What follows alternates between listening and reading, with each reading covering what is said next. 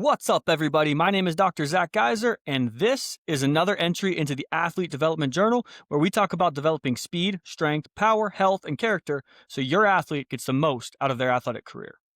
Today, we're going to talk about dynamic balance, something that I think is extraordinarily underappreciated, undertrained, and misunderstood.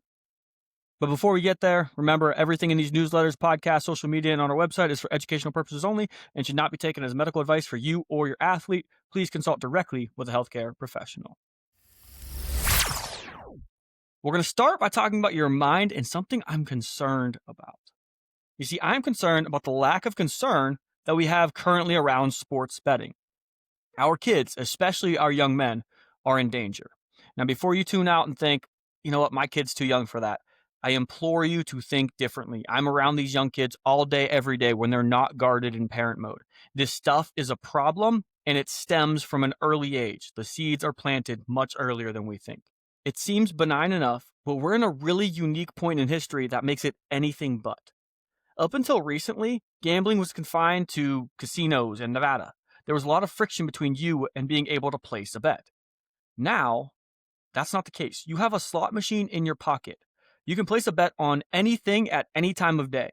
We thought it was bad when people would get up first thing in the morning and roll over in bed and check their social media, but that seems pretty innocuous compared to how many people are now logging into FanDuels or DraftKings as soon as they open their eyelids. Gambling in general is incredibly addictive, yet the National Council on Problem Gambling reports that the rate of gambling problems among sports bettors is at least twice as high as among gamblers in general. For those betting online, it's even higher.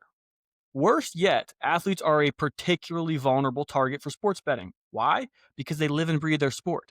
They quote unquote know it. This creates a dangerous illusion of control. They think that their knowledge gives them a unique edge over the house. And a spoiler alert, the house always has the edge. This illusion makes it easier to start and harder to stop, especially when they're chasing their losses. So be on alert, talk to your kids about it, especially your young men. This is a public health issue hiding in plain sight. We have to start addressing it. This is only going to get worse and worse. Moving on to your body. When you play sports, you get into crazy positions. In fact, that's one of the things that usually separates great athletes from the rest. The great ones can fluidly get into and out of crazy positions without missing a beat. This is a display of dynamic balance. Dynamic balance is an intricate symphony between many systems in your body. The balance receptor systems, which we'll go over in a second, are responsible for being able to detect and communicate your position. Your musculoskeletal system, which are your bones, joints, muscles, tendons, ligaments, etc., is then responsible for acting on those communications and keeping you stable. If you can't sense and communicate your positions effectively with those receptor systems, you'll fall or you'll be uncoordinated. Likewise, if you aren't strong, stiff, or flexible enough to act on those communications, you'll fall or be uncoordinated. So, there are 3 balance receptor systems in your body that send signals, and that's what I want to talk about today. Number 1, your visual system. Number 2, your proprioceptive system. And number 3, your vestibular system. Starting with the visual system. This is the one we rely on most as humans. We look at our environment and we take in clues. Our brain interprets those clues to figure out what upright is and sends signals to our muscles to keep us stable.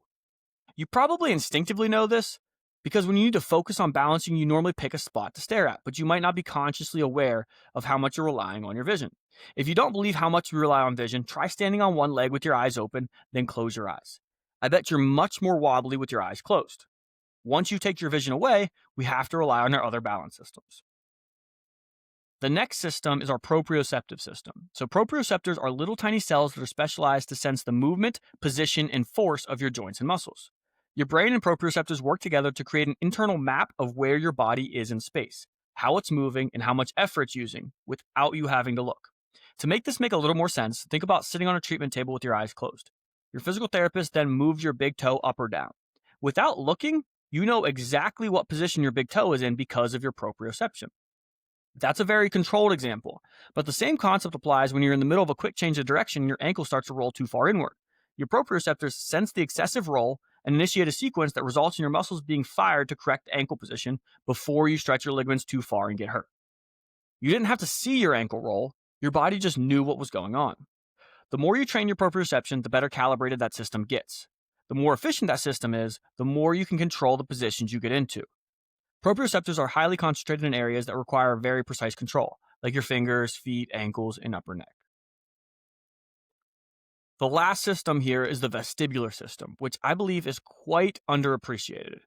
The epicenter of your vestibular system is your inner ear, in an organ called the vestibular apparatus, which is, quite descriptive, huh? Vestibular apparatus.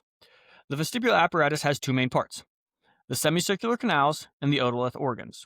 Okay, big words, bear with me here. The semicircular canals are responsible for sensing rotation. The canals are tiny loops filled with fluid and hair cells. When you rotate your head, the fluid flows over the hair cells and bends them. The hair cells are connected to nerves that send a signal to your brain about which way your head is moving and how fast it's moving. So when the fluid flows over those hair cells, it bends them one way, or if it flows over the other way, it sends a corresponding signal through those nerves it's connected to your brain about what's going on with your head. This mechanism is also why you feel dizzy after spinning. So when you stop, your head stops, but the fluid inside the canals keeps moving on for a few seconds, pushing that hair cells and telling your brain you're still spinning, even though your eyes say you're not. The otolith organs are responsible for sensing linear movements. Remember, we had two different parts we were talking about here, the semicircular canals and the otolith organs. The otolith organs are responsible for sensing linear movements. So that can be accelerating and braking in a car, tilting your head, or going up and down in an elevator. Or they also are responsible for sensing static gravity. The otolith organs are made up of a structure that resembles a layered cake. The top layer is made of otoconia, which are directly translated to ear stones. The second layer is a gelatinous membrane. The third layer is made up of hair cells, and the bottom layer is filled with nerve fibers connected to those hair cells. So it goes stones, gel, hair cells, nerve fibers.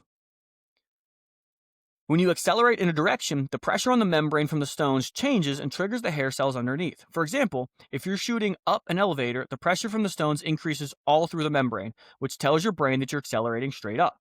Or if you tilt your head to the right, the stones shift to the right on the membrane and increase the pressure over there. This tells your brain your head has tilted to the right. I don't want you to forget about the musculoskeletal system, though. If you're too weak, you'll fall down regardless of how great the other systems are. If you aren't mobile enough, you won't be able to get into the positions that you need to stabilize yourself. Don't get so fancy that you forget to get strong and mobile in the process. Now, why did I write all of this? I wrote this because you need to train it, and you need to train it regularly. If you walk into our gym, you'll see athletes on one leg, eyes closed, spinning on uneven surfaces, and doing gymnastic movements. Don't worry, we're not doing all of that at one time. I mean, sometimes we're pretty close to hitting all those at one time. These systems are trainable, so go train them. We look weird whenever we're doing this stuff. Sometimes it looks a little bit goofy. Sometimes people question it, but there's a strong scientific rationale for doing this. These systems are trainable, so go train them. And I want to finish with some fuel for your soul. I like this concept from James Clear's 321 newsletter so much that I'm just going to quote him here. Each day, spend some time on two things. 1, working towards something that will pay off years from now. 2, appreciating something that is happening right now. I find the simplicity in that framework to be beautiful. Do something to set future you up for success and contribute to the world, but don't forget that all we really have is here and now. Don't get so caught up in the future that you miss the beauty around you right now. All right, to wrap up, please remember this newsletter and podcast is completely free. I spend many hours each week researching, writing, illustrating, recording, editing, and uploading. The best way you can support it and allow it to continue is to share it with people you know. You can send them to gtperformance.co/newsletter and they can subscribe there, or you can share this episode and everybody can like, follow, subscribe, whatever it is you do on your podcast platform of choice, and support the show that way. Thanks so much for your help in spreading the word about athlete development. And until next time, go be great out there. Yeah, straight A student, but I'm friends with the cool kids. Following the rules and the rubric.